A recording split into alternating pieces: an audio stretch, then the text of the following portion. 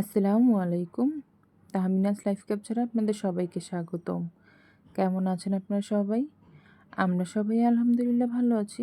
চলে এলাম বরাবরের মতো নতুন আরও একটি ব্লগ নিয়ে। আশা করছি শেষ পর্যন্ত সবাই সাথেই থাকবেন।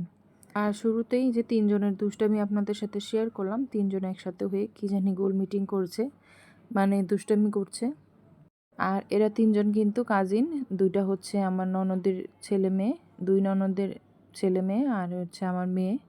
আমার মেয়েকে তো আপনারা চেনেনই যারা আমার রেগুলার ভিডিও দেখেন। তো আজকে চলে যাওয়ার দিন। আজকে বিরিয়ানি রান্না করেছি আর বিরিয়ানিটা আমিই রান্না করেছি। এখানে ২.৫ কেজি চাল আর প্রায় ৩.৫ কেজির মতো চিকেন আছে। সাথে কিছু আলুও দেওয়া আছে। তো রান্না করার সময় আর কোনো ভিডিও করা হয়নি। কারণ আজকে চলে যাব, এমনি একটু তাড়াহুড়োর মধ্যেই আছি। রান্না শেষে আপনাদের সাথে একটু শেয়ার করছি আর কি। ঢাকা থেকে যখন গ্রামে যাওয়ার কথা হয়, কথা হওয়ার সাথে সাথেই কিন্তু একটা আনন্দ অনুভব হয় যে বাড়িতে যাব, থাকবো। আর যেদিন বাড়ি থেকে ঢাকা চলে আসি সেদিন কিন্তু আর ভালো লাগে না। কয়েকদিন এক জায়গায় থাকাতে একটা মায়া সৃষ্টি হয়ে যায়। আর যেহেতু নিজের ঘর বাড়ি, মনে হয় যে এখানেই থেকে যাই আর ঢাকাতে না যাই। কিন্তু কিছু করার নেই, মন খারাপ হলেও আবার ফিরে আসতে হয়। তো এদিকে কিন্তু শাক বাছা হচ্ছে। আমার মা, আমার চাচী শাশুড়ি, আমার ননদ এরা মিলে শাক বাছছে। তো এগুলো আমাকে ঢাকা দিয়ে দেবে, এর জন্যই। ঢাকাতে যতই কিনতে পাওয়া যাক, কিন্তু গ্রামের এই তাজা শাকসবজির প্রতি লোভ কিন্তু আমাদের সবার থাকে। আর সকালবেলা কিন্তু আমার শ্বশুরও গিয়ে অনেক শাক তুলে নিয়ে এসেছে। আর এই যে দেখেন ঘরের পুরা ঘরের মেঝে শাক দিয়ে ভরে রেখেছে। জানি না এগুলো সব আমি ঢাকা নিয়ে যেতে পারবো কি না, কারণ কাপড়ের ব্যাগ তো আছেই, সাথে এই যে শাক সবজি এগুলোর ব্যাগ। আর এটা কিন্তু ঢাকার ভিডিও, আমি কিন্তু ঢাকা চলেও এসেছি সকালে। তো এরপর আর কোনো ভিডিও করা হয়নি, যেহেতু গ্রাম থেকে এসেছি, এমনিতেই মন খারাপ, তাই আর কোনো ভিডিও করা হয়নি। আর এই যে ব্যাগটা খোলা হয়েছে, এটা হচ্ছে আমার মামি শাশুড়ি দিয়ে দিয়েছে তার মেয়ের জন্য। আমার মামি শাশুড়ির মেয়ে কিন্তু আমার ছোট যা হয়, আমার ছোট দেবরের সাথে ওর বিয়ে হয়েছে। তো এগুলো কিন্তু আমি সাথে করে নিয়ে এসেছি। আর এই দেখেন ওনার কাণ্ড, আমি তো লঞ্চে এসে দেখি যে এই অবস্থা। উনি এত বড় একটা লাউ দিয়ে দিয়েছে, পুরো একটা মানুষের সমান, মানে আমার মেয়ের সমান লম্বা হবে এই লাউটা, এত বড় এই লাউটা। কাটতেও কিন্তু খুব হ্যাসেল হয়েছিল। তো এই লাউটা দিয়েছে আমাদের ৩-৪ জনকে ভাগ করে নেওয়ার জন্য। একা এক ফ্যামিলির পক্ষে কিন্তু এত বড় একটা লাউ খাওয়া সম্ভব না। তো এই লাউটা কিন্তু আমার আব্বু কাটছিল। তো উনি নিজেও কাটতে পারছিল না, তারপরে আবার ছুরি দিয়ে মাথাটা কেটে তারপরে কাটা হয়েছে আর কি।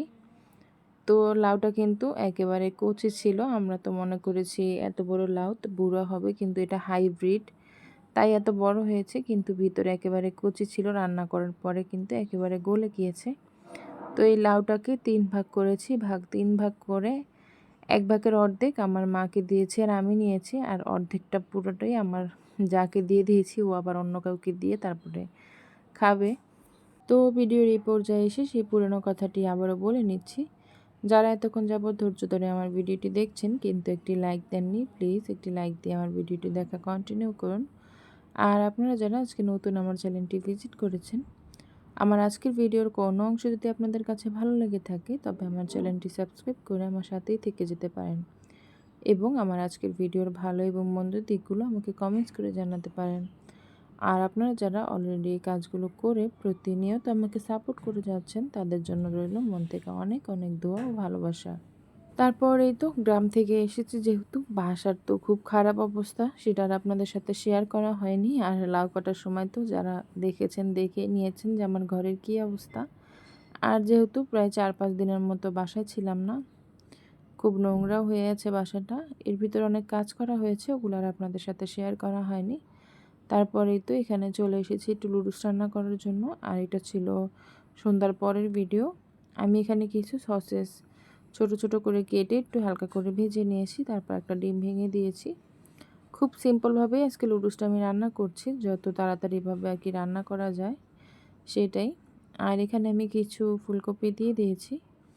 ফুলকপিগুলোকে আমি একটু মাঝারি সাইজের করে কেটে নিয়েছি, কারণ আমার বাসায় কিন্তু লুডুসের সাথে সবজি সবাই খুব পছন্দ করে, তাই আমি একটু বেশি পরিমাণের সবজি দিয়ে রান্না করার চেষ্টা করি। তারপর এখানে আমি দিয়ে দিচ্ছি পেঁয়াজ কুচি। আসলে লুডুস অনেকে অনেক রকমভাবেই রান্না করে। আমি খুব সিম্পলভাবেই রান্না করছি আজকে। মানে আমার মতো করি। আর লুডুস আমি যেভাবেই রান্না করি না কেন আমার কাছে কিন্তু খেতে ভালোই লাগে। আর বাসার সবাই খুব পছন্দ করে। পেঁয়াজ কুচি দেওয়ার পরে কিছুটা সময় আমি নেড়েচেড়ে নিয়েছি। তারপরে এখানে আমি একটা টমেটো কুচি করে দিয়ে দিয়েছি। কারণ টমেটো আস্ত থাকলে আমার কাছে খেতে ভালো লাগে না। তাই আমি টমেটোটাকে একটু নরম করে গলেই ফেলবো। এর জন্য একটু আগেই দিয়ে দিয়েছি। দিয়ে এখনও খুব ভালোভাবে একটু নেড়েচেড়ে একটু টমেটোটা সেদ্ধ হওয়া পর্যন্ত রান্না করে নেব। তারপর এখানে আমি দিয়ে দিচ্ছি ক্যাপসিকাম, গাজর আর কাঁচামরিচ কুচি দিয়ে আমি হালকাভাবে একটু সময় নেড়েচেড়ে নিচ্ছি। আমার কাছে লুডুসের কিছু সবজি কাঁচা কাঁচা থাকলে ভালো লাগে, যেমন ক্যাপসিকাম, গাজর এগুলো একটু কাঁচা কাঁচা থাকলে মনে হয় একটু খেতে ভালো লাগে, তাই আমি একটু বড় বড় করে কেটে দিয়ে দিই। তারপর এখানে আমি কিছু পরিমাণের গোলমরিচের গুঁড়া দিয়ে দিচ্ছি। আসলে এক একজনের মুখের স্বাদ এক এক রকম, আমাদের কারো মুখের স্বাদ কারোর সাথে মিলবে না। গোলমরিচের গুঁড়ো দিয়ে আমি খুব ভালোভাবে একটু নেড়েচেড়ে মিশিয়ে নিচ্ছি। তারপর এখানে আমি দিয়ে দিয়েছি লুডুস। এখানে আমি 3 প্যাকেট লুডুস দিয়ে দিয়েছি। আর লুডুসগুলো কিন্তু কাঁচা, আমি কাঁচা লুডুসটা এখানে অ্যাড করে দিয়েছি, কারণ আমি আগেই বলেছি যে খুব সিম্পলভাবে রান্না করব। তো লুডুসটা দিয়ে একটু নেড়েচেড়ে এখানে আমি গরম পানি দিয়ে দিব লুডুসটা সেদ্ধ হওয়ার জন্য। 2-3 মিনিট রাখলে লুডুসটা সিদ্ধ হয়ে যাবে, যেহেতু ইনস্ট্যান্ট লুডুস। তো আমার লুডুসটা কিন্তু প্রায় সিদ্ধ হয়ে এসেছে 50% এর মতো। আমি এখানে এখন কিছু সস অ্যাড করে দিচ্ছি। দিয়ে দিচ্ছি কিছু পরিমাণের সয়া সস আর দিয়ে দিচ্ছি ফিশ সস, চিংড়ি ফ্লেভারের যে ফিশ সস সেটাই। আর সাথে দিয়ে দিয়েছি কিছুটা ম্যাগি সস, আর লুডুসের যে মশলাটা সেটাও দিয়ে দিয়েছি। আর আমি কিন্তু এখানে কোনো আলাদা লবণ ব্যবহার করিনি, কারণ সসেসের সাথেও লবণ আছে আর সসগুলোর সাথেও আছে, ম্যাগি মশলার সাথেও আছে। এখানে আলাদাভাবে লবণ ব্যবহার করতে গেলে দেখা যাবে লবণ কাটা হয়ে যাবে আর খাওয়া যাবে না। তো এখন একটু খুব ভালোভাবে নেড়ে চেড়ে নেব মশলাগুলোর সাথে, যেন লুডুসটা মিশে যায়। তারপরেই কমপ্লিট হয়ে যাবে আমার মজাদার লুডুস। একটু ভেজা ভেজা অবস্থায় থাকবে, একটু ভেজা ভেজা থাকলে কিন্তু খেতে খুব ভালো লাগে।